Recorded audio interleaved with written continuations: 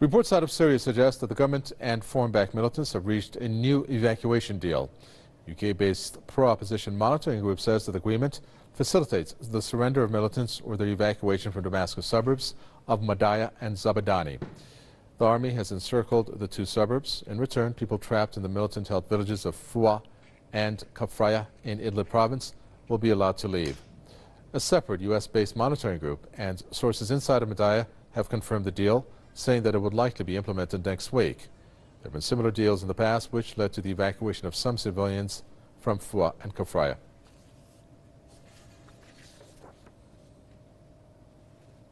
Ali Ibrahim, our correspondent, joins us right now to tell us more.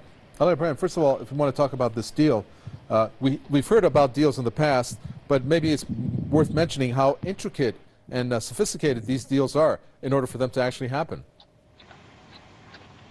Yes, the situation in these two towns, Kafraya and Fua and Zabadani and Madaya, continues to be extremely complicated and has regional and even sometimes international repercussions. As many of our viewers know, the two towns of Kafraya and Fua has been under a complete siege for over 2 years now by foreign-backed militants who have, since they took control of the city of Idlib in March 2015. And since then, the two towns have been suffering from very difficult humanitarian and deteriorating actually humanitarian situation.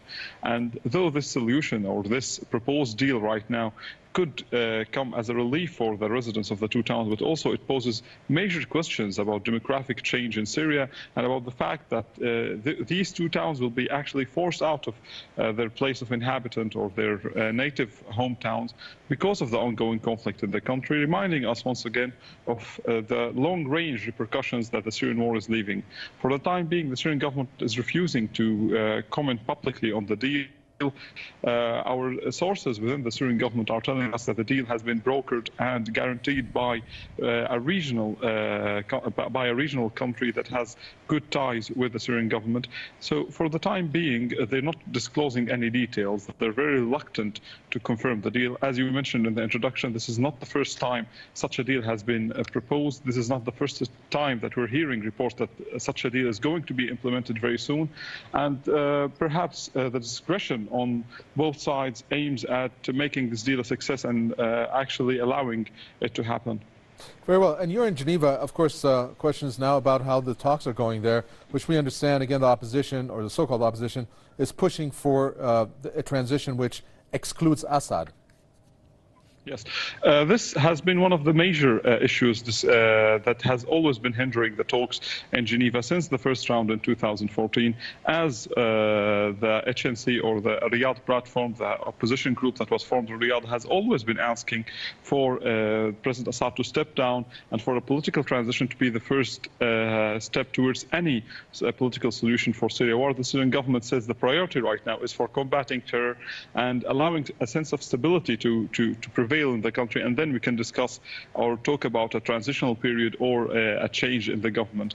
This time, in this round of Geneva, there has been a minor development as an agenda has been set, and this agenda, four packages or four issues was going to be discussed: governance, constitution, elections, in addition to combating terror. And the Syrian government told me yesterday, sources inside the Syrian government delegation told me that they are willing to discuss all four issues. That they have already started discussing the constitution, they have already started discussing combating terror, but in all the press conferences and all the statements made by the opposition, mainly actually because the opposition, we have three groups: the group for Riyadh, also known as the HNC, the group coming from the Moscow platform, and the group coming from Cairo platform. Only the platform of Riyadh continued to put the stepping down of President Assad as a precondition for any political transition.